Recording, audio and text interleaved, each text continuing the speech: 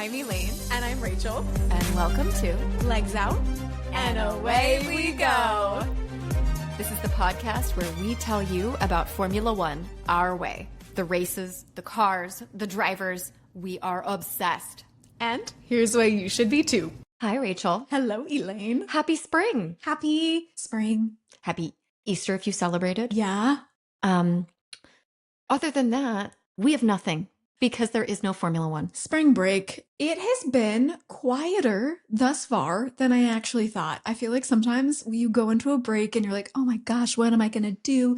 There's no information out there. And then immediately drivers like, just kidding, I'm going to retire. Like, remember Sebastian Vettel announcing his retirement during the summer break one year? And I was like, wow, I just started watching. Why are you doing this to me? Can I say, wait, that was the most epic retirement video. He created social media just so that he could retire. Yeah. Everyone who is a Formula One fan saw that man's name pop up on Instagram and was like, the end is here. This is the end. This is the beginning of the end. And basically the whole video was like, I like fresh bread. I like chocolate. I like long walks. I like the earth. And I'm leaving Formula One. Can I say that man had the biggest switch in all of humanity? Yep. He, as a young Red Bull driver, was so cheeky. Uh-huh. There are so many videos of him slightly questionably hitting on the female interviewers around. And, he wasn't a rotten human, but he was a cocky SOB, let me tell you. Yeah. And then this era of Sebastian Vettel is like, I grow my hair out and I love bread and I've really prioritized the well-being of bees. And it makes me so happy. We could do a whole podcast talking about things that Sebastian Vettel likes. Yes. Also, he fit really well here in Austin, I feel like. I think he would. Yeah, we would get some leveled up community awareness from him. And then also, we're a motorsports city, y'all. Come on, Sebastian, come on over. I know that where you're living is beautiful and wonderful, but it's great here too. Come visit Barton Springs.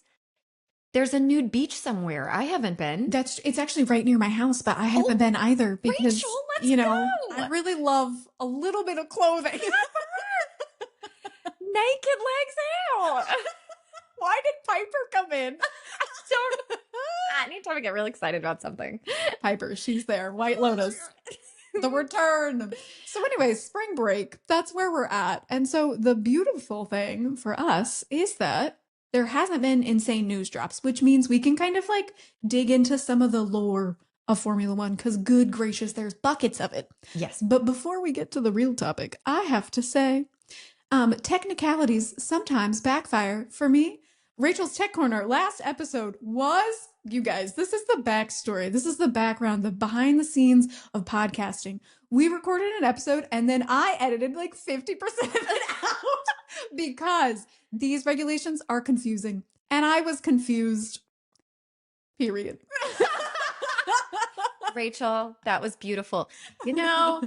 As we have said before, we're all just sort of trying to navigate and figure out this new world together. Mm-hmm. And we're human, so we make mistakes. Yes, and sometimes you go down a rabbit hole and then you forget which way you turned and you didn't bring a map and you have lost the plot.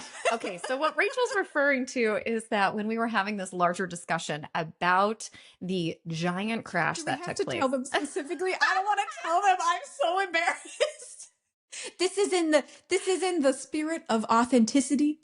Yes, in the spirit of authenticity, which we didn't even publish it. So it's we don't, Yeah, but now you're sharing my secret to the world, Elaine. You could delete this whole thing if you want. No, I got real confused between deploying and harvesting and what the little lights on the back of the car mean, which I think it's not super self-explanatory, but I tried to go to the harder levels of understanding and I went right past. She tried to go full Sky Sports. I was like, oh my, no Sky Sports for me, but thank you.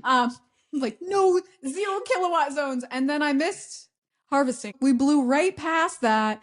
Anyway, thankfully Elaine had the plot. Elaine had the plot, carried that episode for us. In the future, when we deliver unto you a technical drop, yes, it's going to be really well researched and we're going to understand everything. You're not getting that today because I'm still confused, y'all. What is going on? Wait, but this part is actually really funny. No. I said that Franco was harvesting energy, and Rachel goes, no, it was 2 blinks and then 1 blink. And I was like, oh shit, that means something else I don't know about. Basically, he was doing some form of harvesting, but not the form of harvesting that I thought was.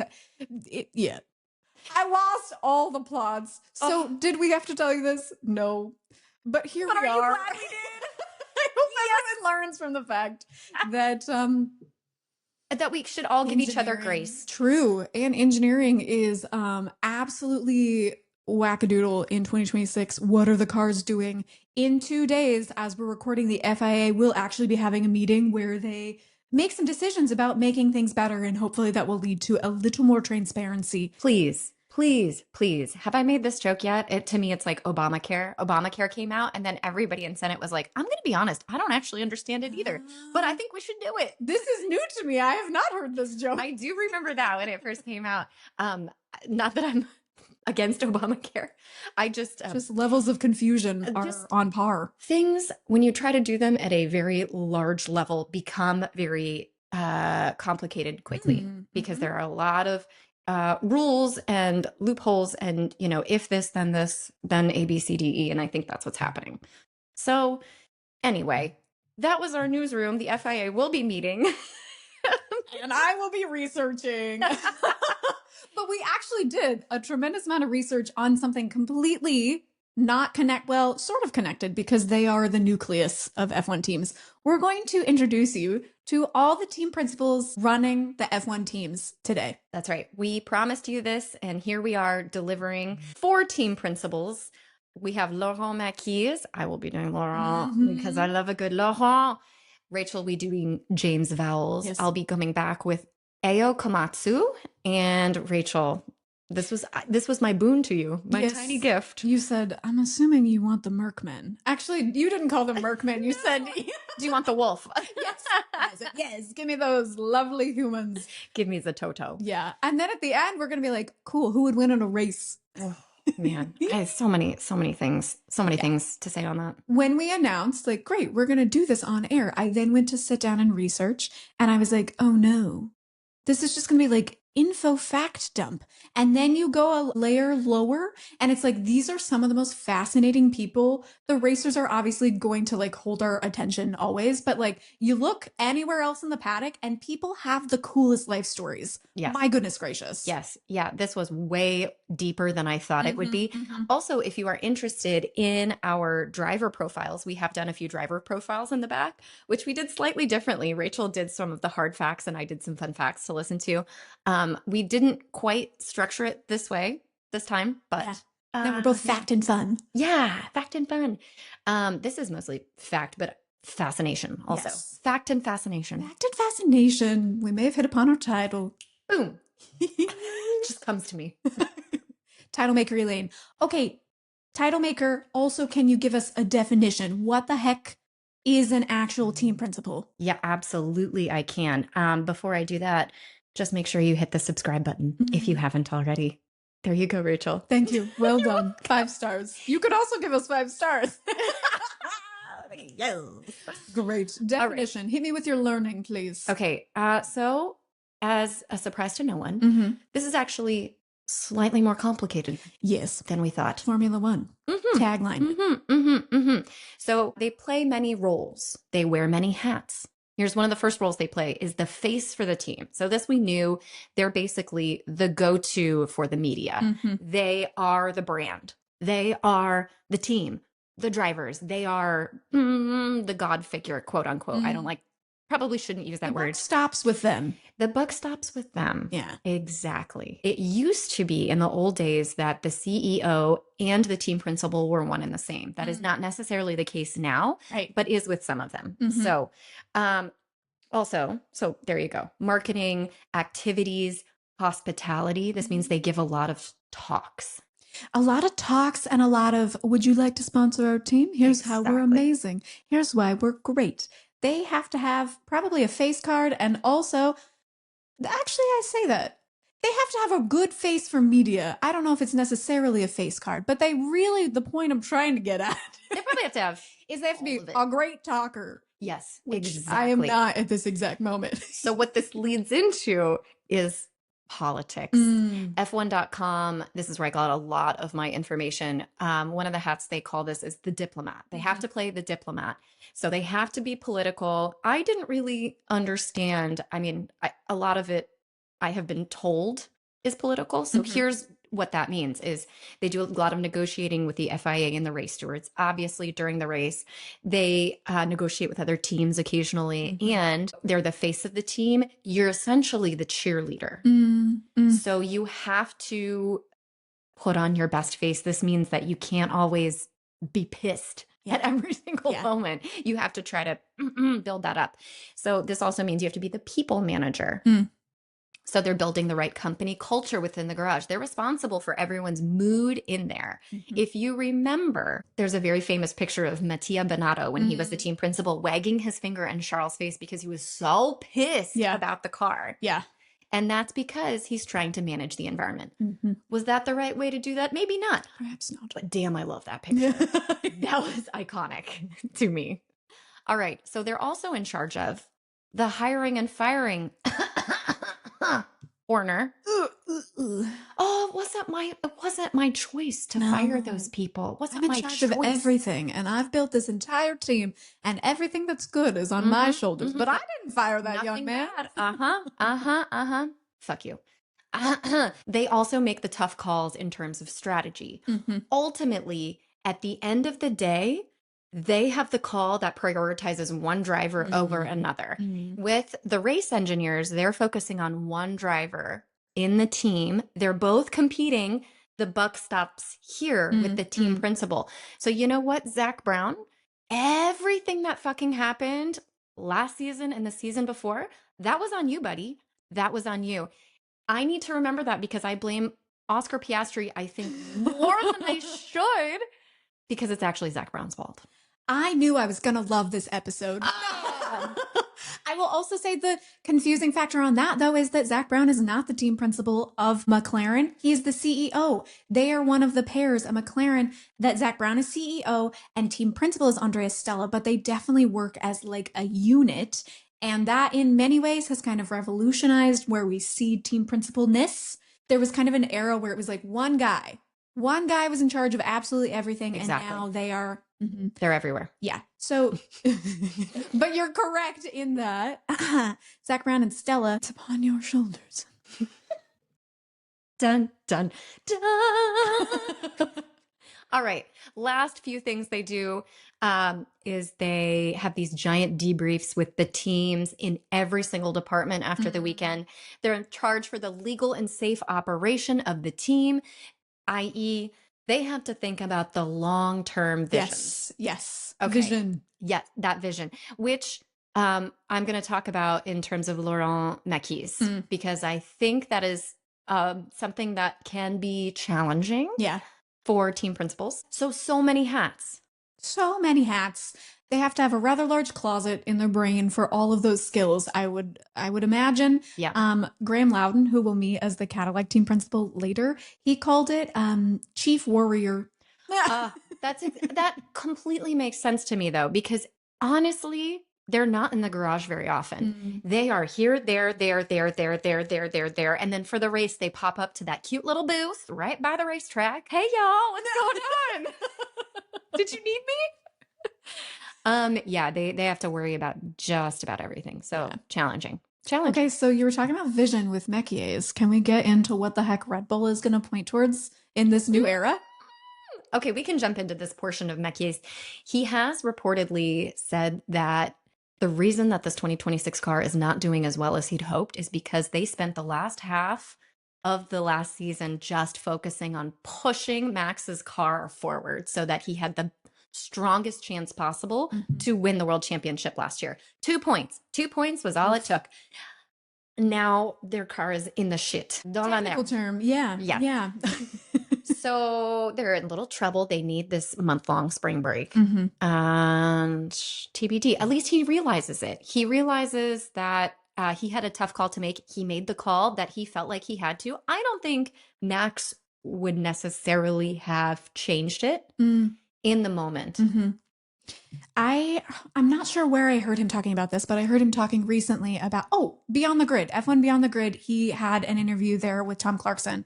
It's a great listen. He was talking about the fact that he had the difficult position of stepping into that team mid-year and mid-challenge, and that the team as a whole was like, no, we want to keep working. Yeah. Because he could have very easily said like, hey, let's completely just flip the script. Let's go to 2026 a la Williams.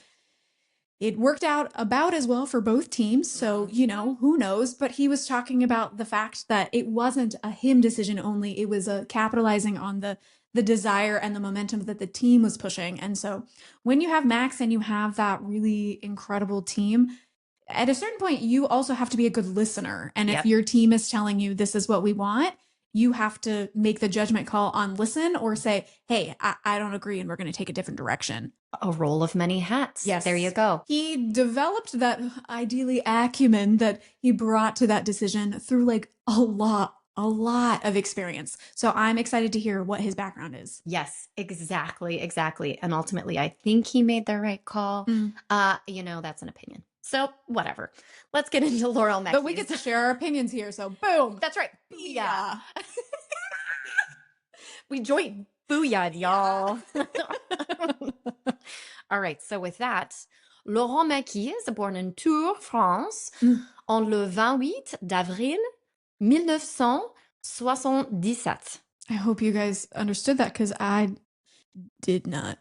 I wrote it in English too. I'm very proud of myself. Good job.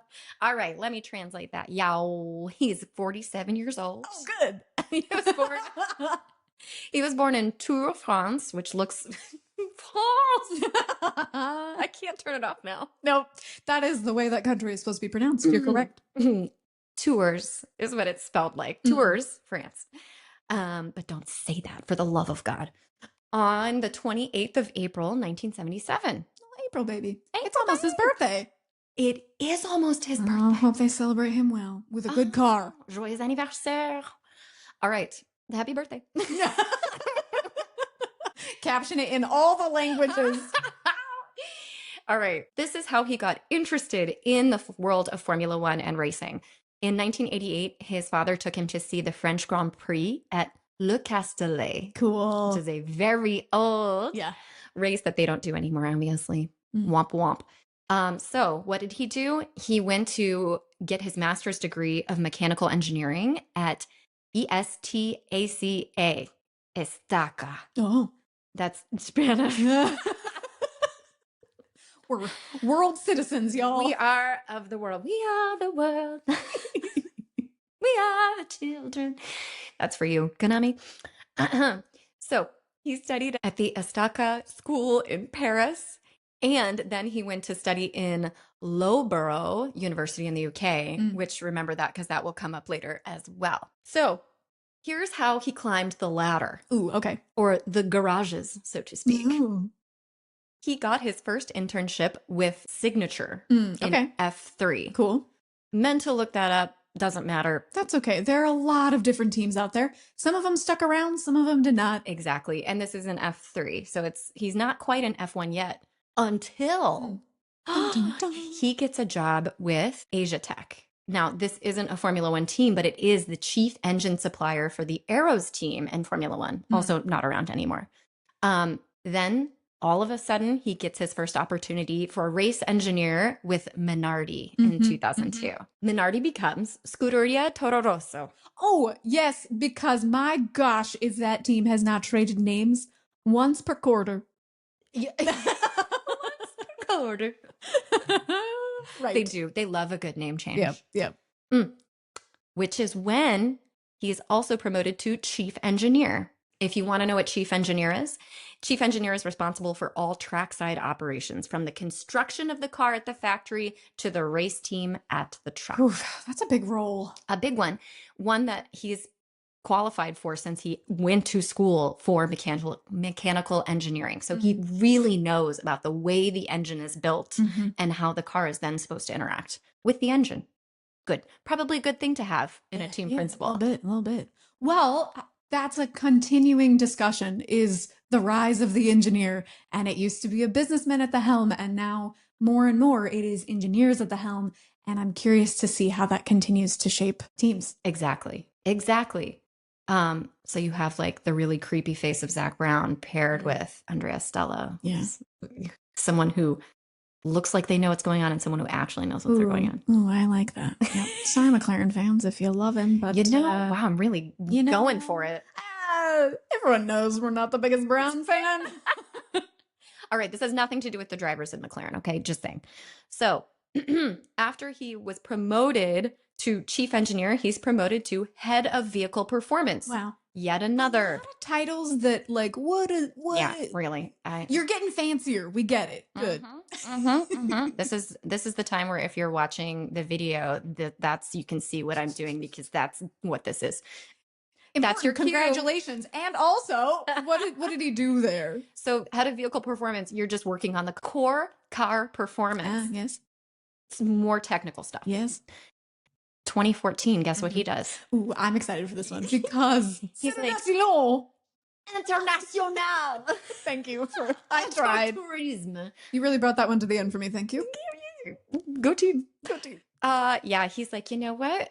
I want to say in everything that happens. So he jumps in 2014 to the FIA as the safety director. Yeah, this is really fascinating in his journey to me.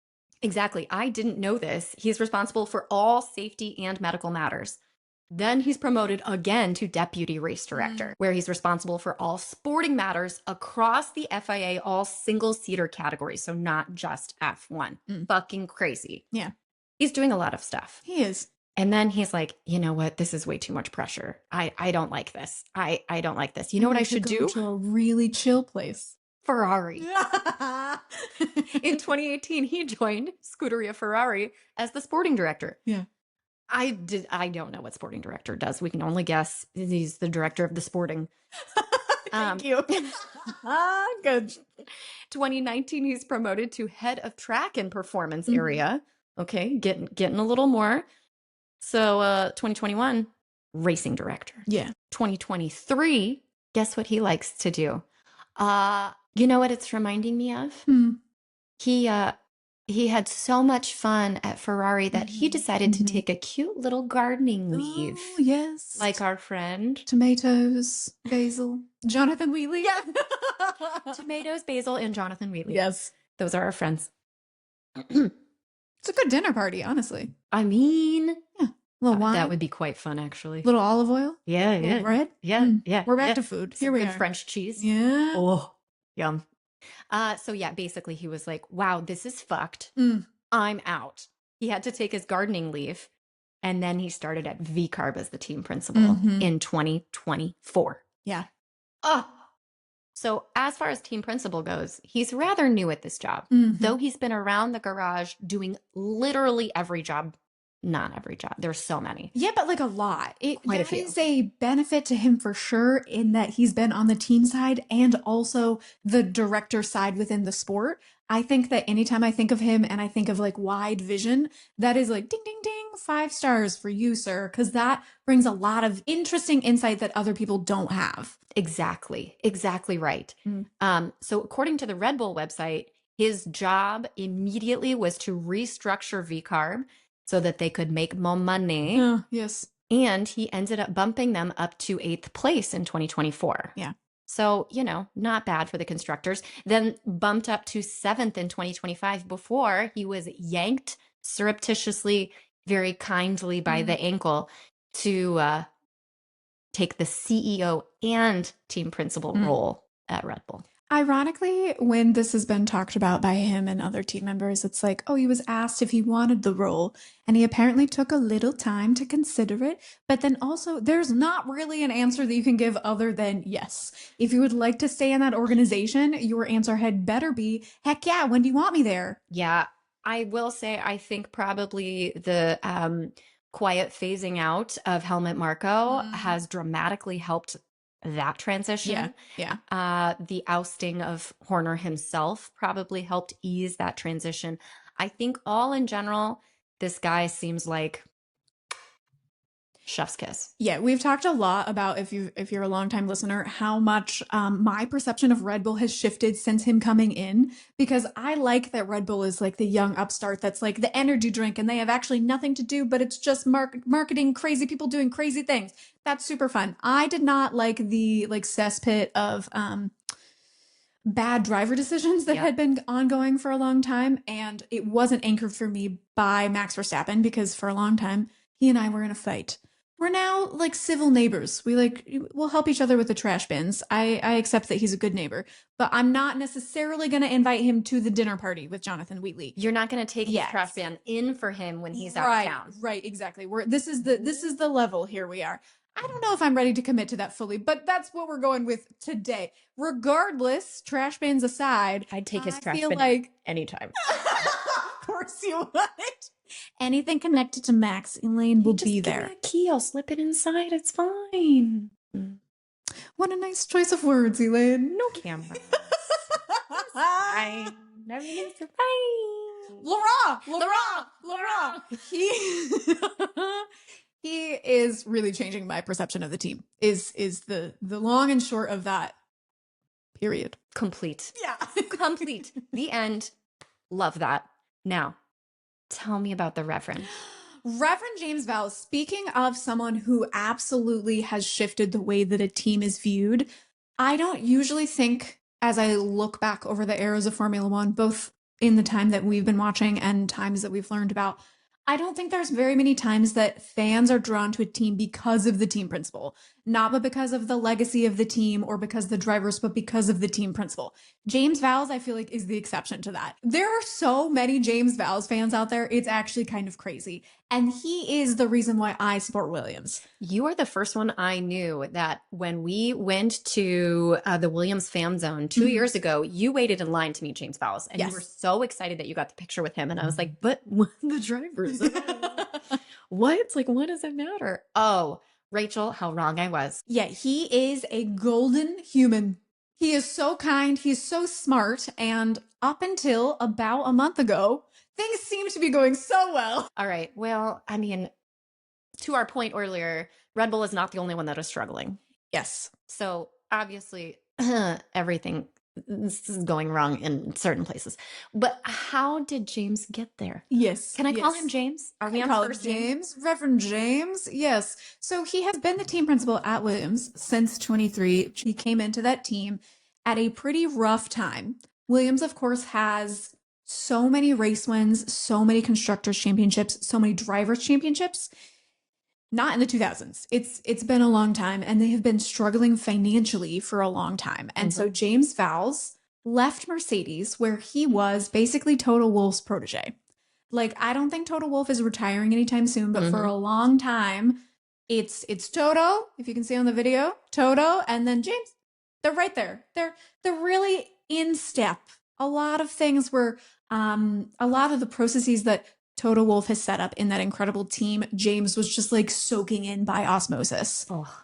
And so we know that there's a bit of a team up between Mercedes and Williams, power unit, supplier, and receivee.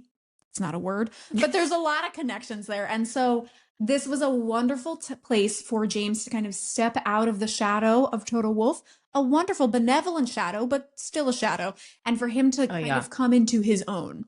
A literal high shadow, too, because Toto Wolff is like 7 feet tall. Exactly. I was going to say, I cannot imagine being in Toto Wolff's shadow. I mean, he's equally teddy bear as much as Wolf polar bear. Yeah, exactly.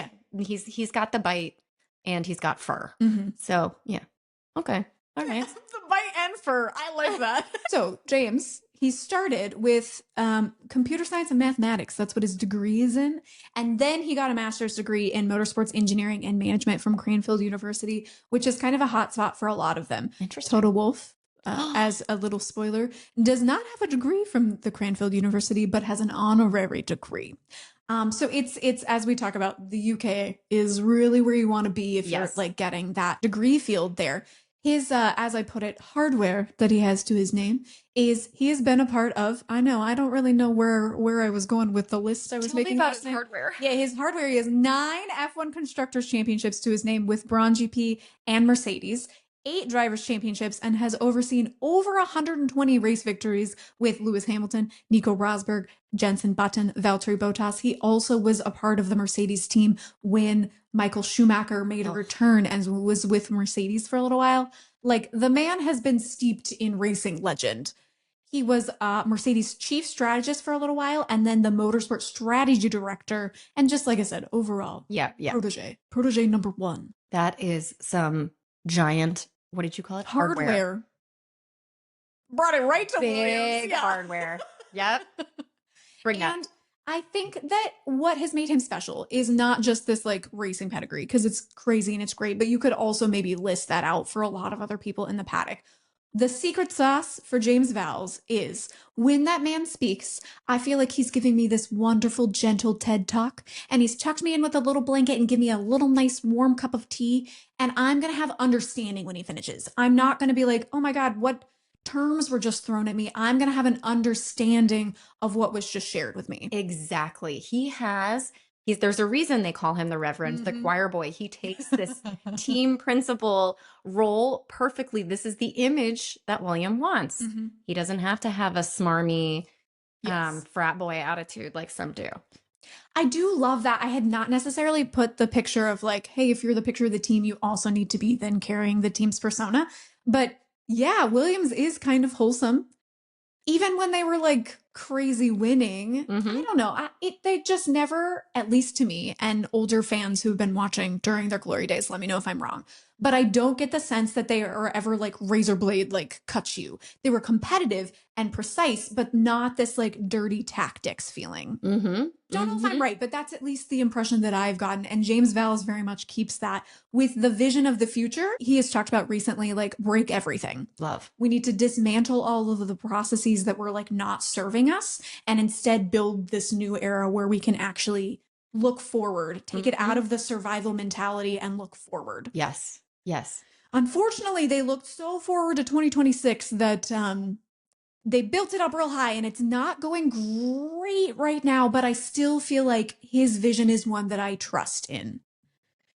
I've been curious. I should have asked you on this with Mekies, but I'm curious what we think the perception of people's like job security is. Because I feel like James Vowles last year was like the highest high. Like the man is locked in. I feel like we're still at medium high, but there's just like, you have to admit that when you have not performed, there's always going to be questions asked. But I feel like he's at such a strong identity match with the team that I still feel like his job's secure.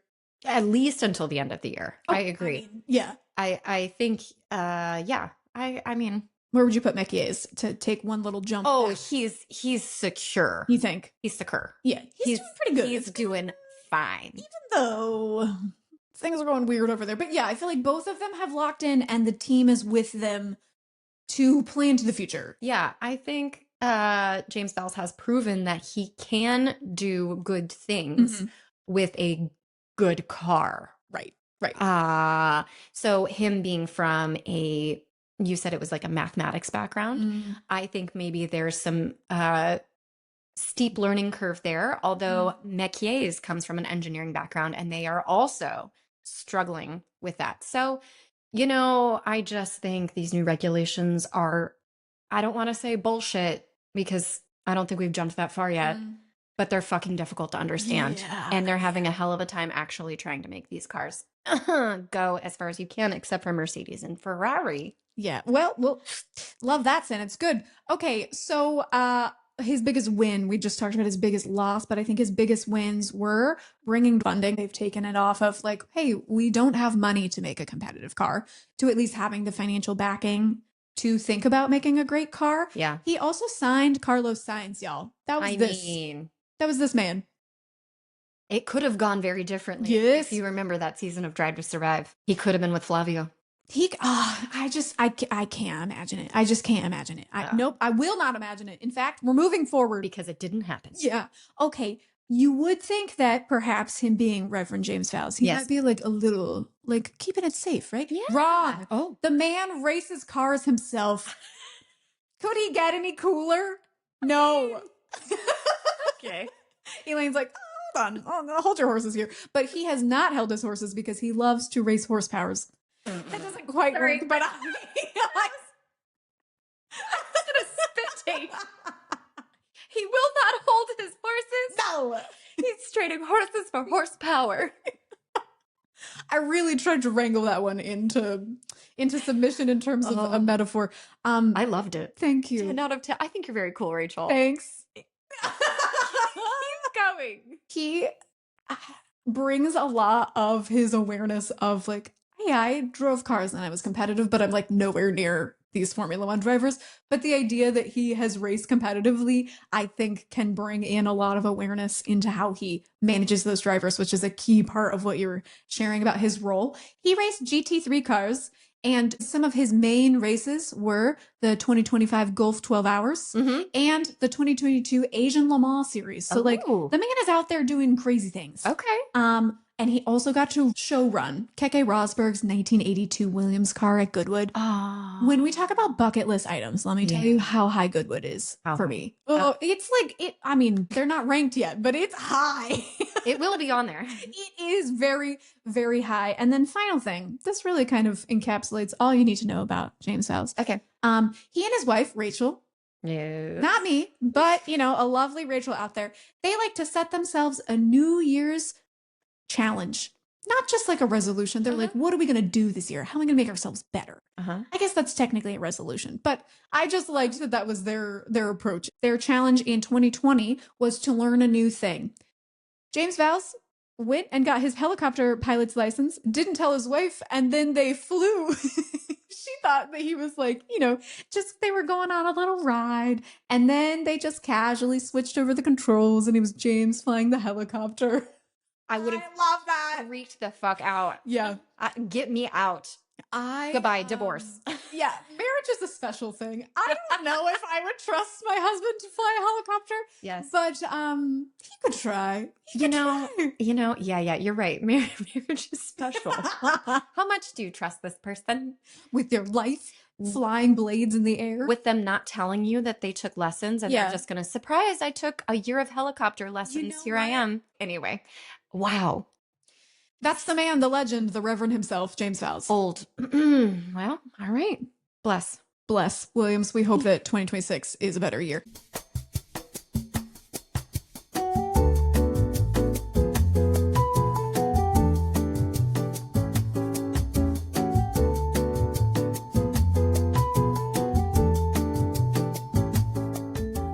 Tell me about the midfield team who is actually killing it. Haas, who's leading that team? I actually knew next to nothing about their team principal, Ayao Komatsu. He's 50 years old, so older than Laurent Mekies, but if you look at them side by side, I don't know what the FIA and Ferrari aged Laurent Mekies. Oh, yes. I say that. Oh, yes. This is clear. I actually don't think I touched on this as much as I could have. Did I not emphasize the fact that he left Ferrari because it was killing his soul? Oh, no. Sorry, but you were telling us about diets. Anyway, must be like the Japanese diet of like fresh fish. Just, all of those wonderful omega-3s that you can get. Anyway, Laurent Mekies, as I've referred to him as before as a junkyard dog, literally looks like a little wiry hound. Not even hound, like little wiry string-haired 15-pound alley dog. Startled me. So sorry. Komatsu, on the other hand, is aging very well. Well conditioned, yeah. Very, very. Okay, so let's get into him. He was born in Tokyo, Japan. And guess what he was first interested in? Not Formula One, but Rachel's second love, MotoGP. There we go. Yes. When you said second love, I was like, books? No, okay. Not books. No. Not MotoGP, though, that's really cool. Okay. Yes. Which, by the way, Rachel will tell us about at some point. Yes. Not this episode. Yeah. We got too much team principal talk to do. Too much. These people are fascinating. Yes. Fascinating. Okay, so it was MotoGP until in 1989 he went to the Japanese Grand Prix. And it was one of the most controversial Grand Prix because of a collision between Ayrton Senna and Alain Prost. Wow.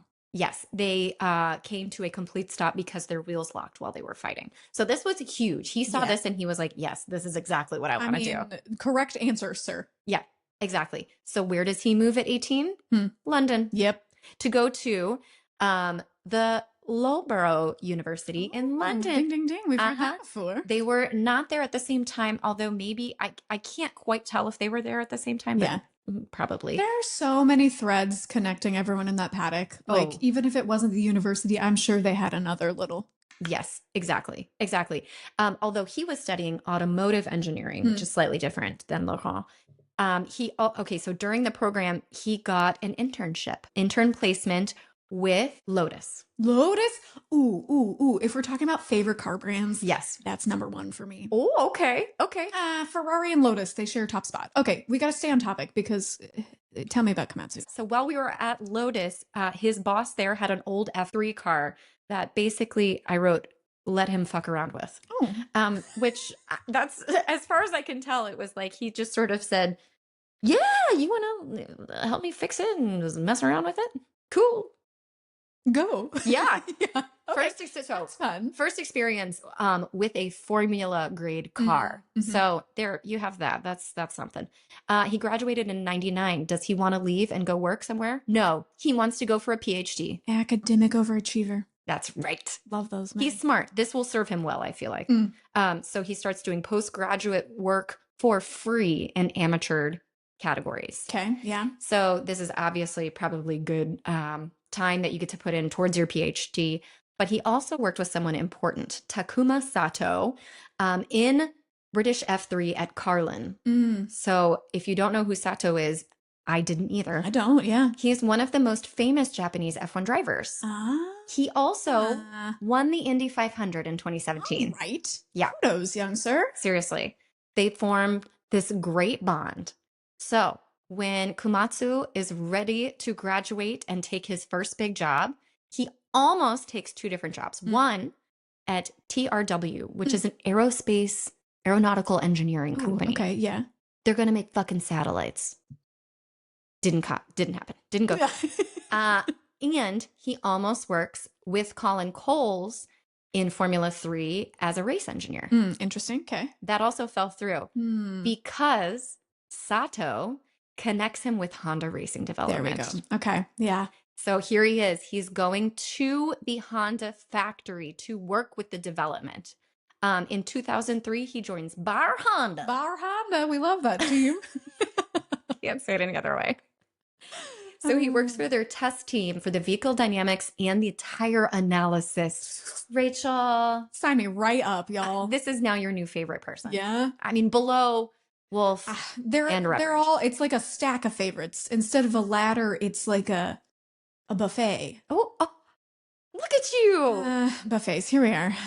It's like a fancy potluck. A fancy potluck of fascinating humans. There we go. Yes. I love this so much. God, I love a potluck. Okay. So with this job at Bar Honda, he then goes to Formula One. Sorry, it's just not only is the pronunciation great, but there's a certain way that your face behaves when you say Bar Honda, and it really cracks me up. What do I do? There's a certain level of like spreading your mouth open. It's like you really got to prepare for the large enunciation that is Bar Honda. Oh my God. If you're not watching us on video, I would recommend it. The whimsy is high. I'm going to get roasted for that on YouTube, and I welcome it. Bring it on, bitches. B words. Okay. So he leaves.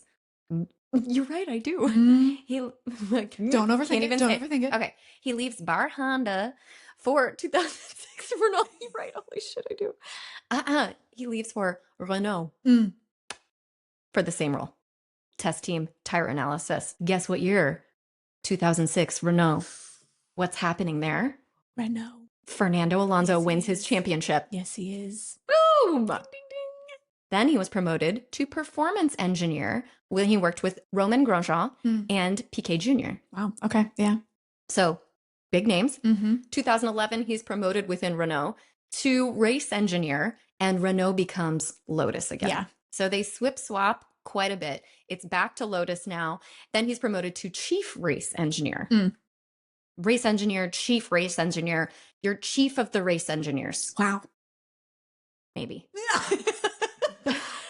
Maybe. So- Logically, perhaps. That would make sense. So this is when he becomes very close to Romain Grosjean, Okay. who is our Phoenix man. Yes. He's survived the fire.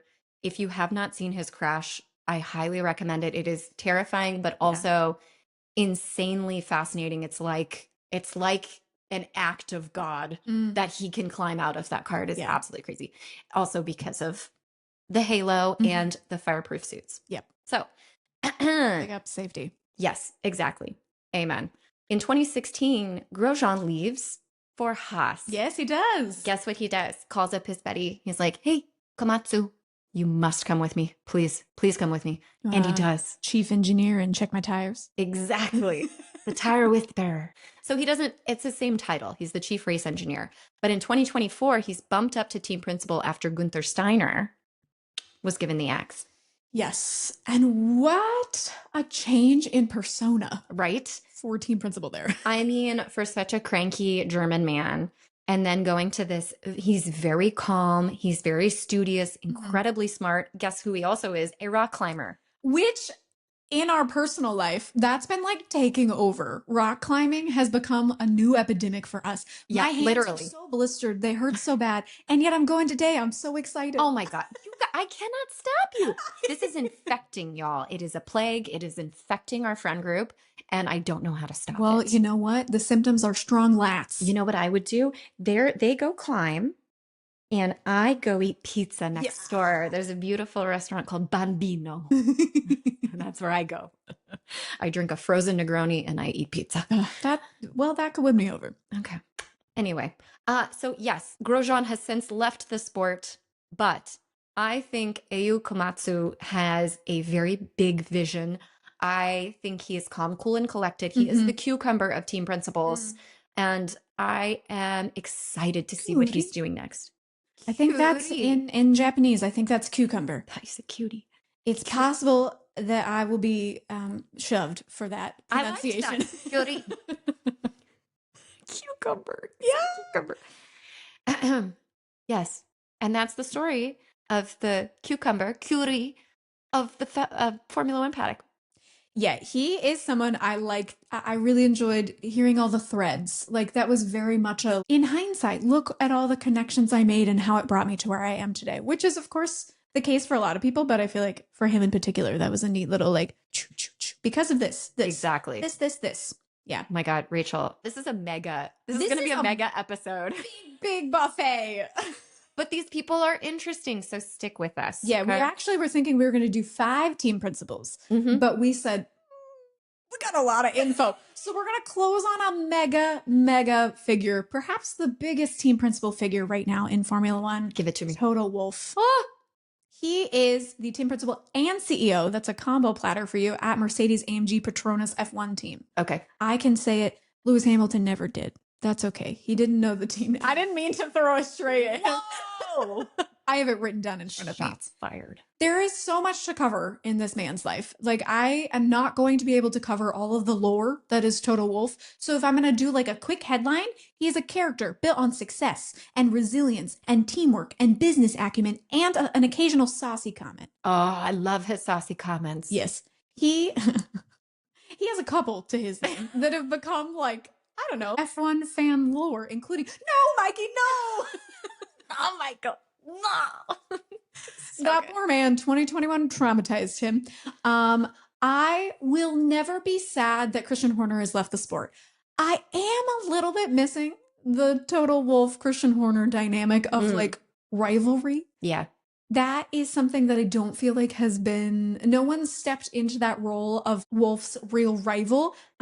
He called him a yappy little terrier, and I just He was. And so Wolff, what a fairly classy way of being like, I am a strong predator and you are a yappy little terrier. Exactly. And so they hired the old terrier who is no longer yappy, and that is Laurent. Oh, I was like, who is it? The little You're wire-haired terrier. Yeah. A lot of dogs over there at Red Bull.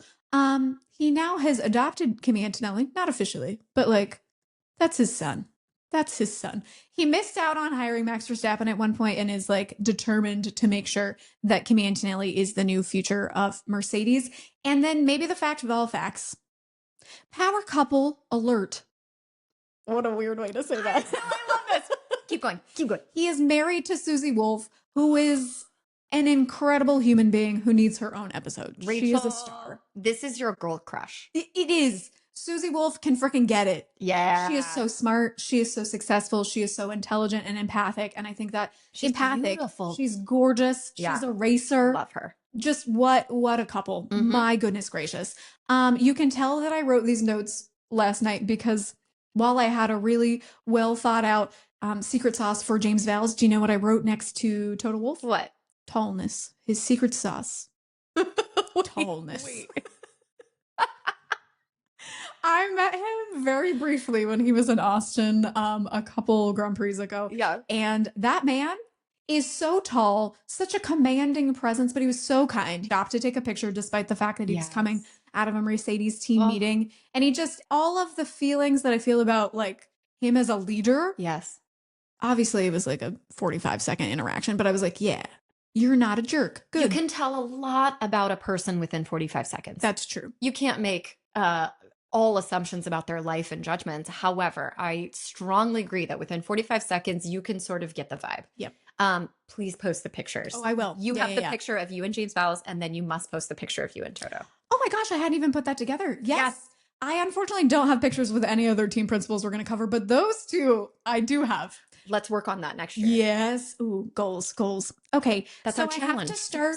Oh, well, speaking of challenges, I have to start with his childhood because he had a really rough one that he's talked a lot about as propelling him to the character that he is today. And he lost his dad at a very young age to brain cancer. And his mom was a doctor who was doing her very best to try to hold that family together, but was not necessarily in a position to support Toto or his younger sister. And so he ended up basically becoming a mini adult at like 12. And while that is a really hard position to be in, he has talked very candidly about how that propelled him to the way that he views leadership. Yes. In fact, he kind of eschews the word leadership because he's like, really tries to be precise and success driven, but also empathic. Mm-hmm. And that is a large part of the reason why I really value his leadership style is I feel like I can see, despite the insane competitiveness that is needed in Formula One, because you want to win, right? But you also are dealing with humans. I completely agree. And I think that one of Toto's strong points, along with his tallness, is that he's also able to see, he has this overall arching vision of... It's because he's so tall. He can see over everyone. Well, shit, I walked right into that one. I was thinking also more in terms of the fact that when you go through so much so young, I lost my father when I was really young as well. And when something like that happens to you, you tend to take on more responsibility, but that also allows you to sort of, that forces you to have to see everything that's coming much quicker than you normally would when you're a child. Yeah. So I can understand how that would benefit him greatly in a team principal role. Love. Well, and it's so difficult that so many of the greatest humans became that way because of such trauma. So I wish that it was not that way for these people who have experienced this, you included, but good humans. Yeah. You know, you can make, I'm not going to say lemonade out of lemons because that's something good, but you can forge steel in the fire. Yes. Yeah. I definitely can see that this has driven him to be a better person. It's driven me in many different ways than otherwise. So yeah. Thanks for sharing, Elaine. We didn't know we were going to go to such a candid place today. Taking it to church, y'all. Taking it to church. We talk about tall men and also how you become a good human. Okay, so tell me more about the wolf. Yes. So he does not have a college degree. I love him even more. Yes. Fuck, could I love this man even more? No. The man dropped out of university and was like, well, I'm going to go found a tech-focused venture, and I'm going to become a venture capitalist, and I'm going to just make a bunch of businesses, and I'm going to be really good at it. And obviously, He is. Yes. And that's actually how he found his way to Formula One, is he joined Williams as an investor in 2009. Get out. Yeah. So he started in just like infusing money into that team, and then kind of was like into the directorship, into the executive team within that. And then comes the real love of his life, other than Susie Wolff, Mercedes. In 2013, he is pulled into that team, and he and Niki Lauda, who is a legend of the sport on track and in the team vision for Mercedes, those two made such an incredible partnership. And it's interesting if you want to go look up some interviews of Toto Wolff talking about his connection with him. They're really special.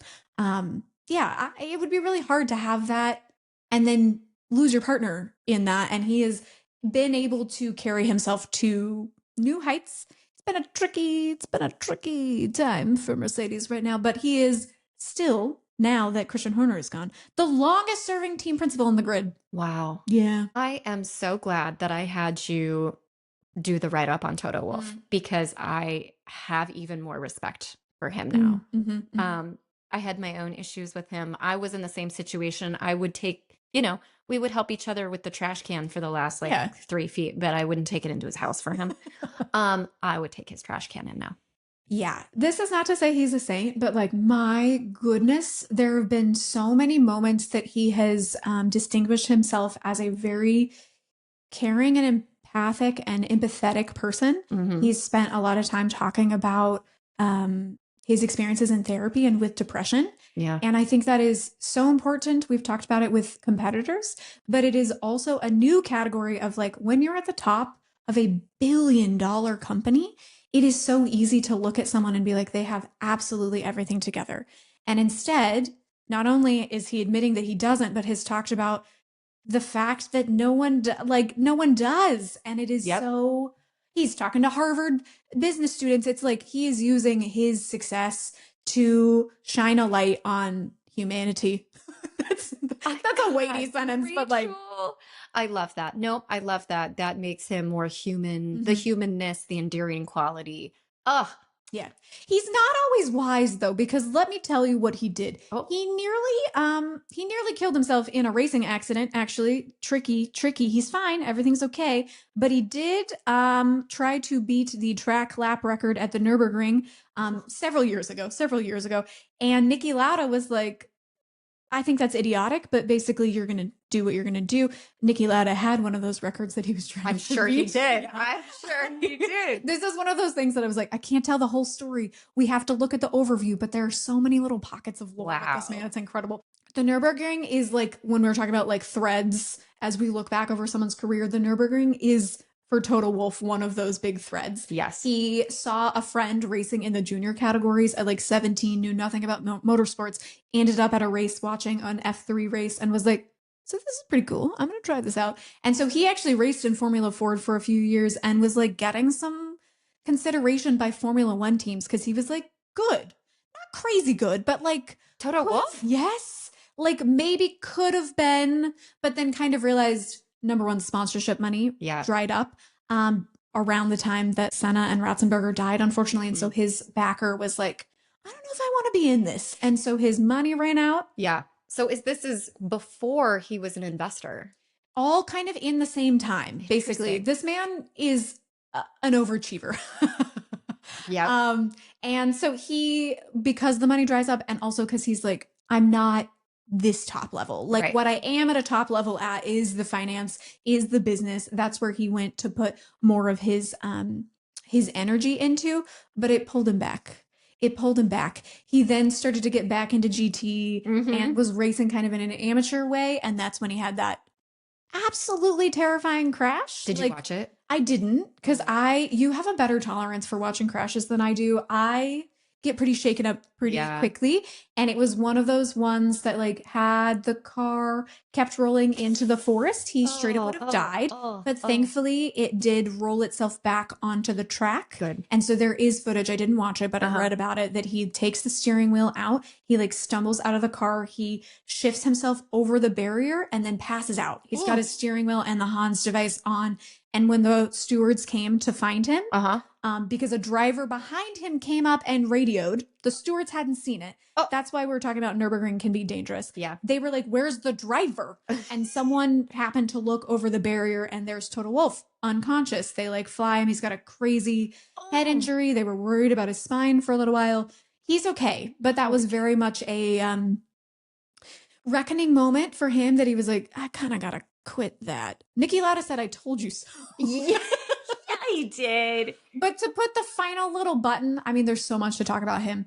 This crash led to the beginning of him making Susie a Susie Wolff. Oh. She was racing for a team that he had stake in. And so the DTM drivers on that team were like, we should probably call the boss man who was in a crazy accident. We should check on him. And they were like, Susie, you should call him. And so she calls up Toto Wolff, and that was the beginning of their romance. Oh, well, that's the best meet cute I've heard in a while. They're so precious. It's adorable. So, guys, the team principals, they could all just be like storybook characters who are villains and heroes and fascinating genius men. My goodness gracious. They could be nice. They could be mean. They can be terriers. They could be junkyard dogs. There have not been very many women. There's not any women on the current grid, but Elaine has pointed out that Claire Williams. Yes, Claire Williams. Especially if you watched the early seasons of Drive to Survive, she talks a lot about, and in fact, she is still on those seasons, but though she is not on capacity at Williams anymore. But my God, that legacy. Yeah. So her family is legendary. We'd love to see more women in the team principal roles. But so of the 4 men that we have talked about today, who do we think would win? In a race? In a Grand Prix? In an intellectual battle. Yeah, this would be hard. In a Grand Prix, who do we think would win? We already have said that Toto Wolff crashed, and James Vowles races, but is gray asterisk. Yeah. And both of the men that I covered are more on the engine technical building side. Who's your money on? Honestly, Toto Wolff. Same. That's what I was going to say. Even though he's retired, this is a hypothetical thing. Yes. And I think that Toto's skills would take him to the checkered flag. Take him to the tippy top. Yeah. Yeah. Yeah. Although I do have to give credit Niki Lauda as someone who burned 96% of his body. Yeah. You are allowed to tell anyone I told you so. Absolutely. You own that right. That's true. This was worse than the Grosjean crash. Obviously, if you don't know anything about Formula One, Niki Lauda had one of the most insane crashes and survived. Mm-hmm. His entire car was on fire. And yes, he burned. That's not an actual fact. It's about 90. It's like over 90%, I think, of his body. Yeah, it was a tremendous amount. Like he was read his death rates. And he survived. He was a legend and he kept racing after that. And he was involved with Formula One for many, many, many years after. So, hey, I hope you are racing the best cars wherever you are. Mm-hmm. Mwah. I didn't know this would be a love letter. I know. This was actually really emotional, and we have more team principals to share their life stories soon. We will parcel this out for you in our next episode where we cover 4 more team principals. I am so excited based on this batch. Fascinating. I can say that the Cadillac team principal shocked me. He is really interesting. So make sure you're subscribed so that you get that next time. Thanks for listening to us share about these incredible humans. Exactly. And so with that, it's legs out and away we go. We'll see you next time.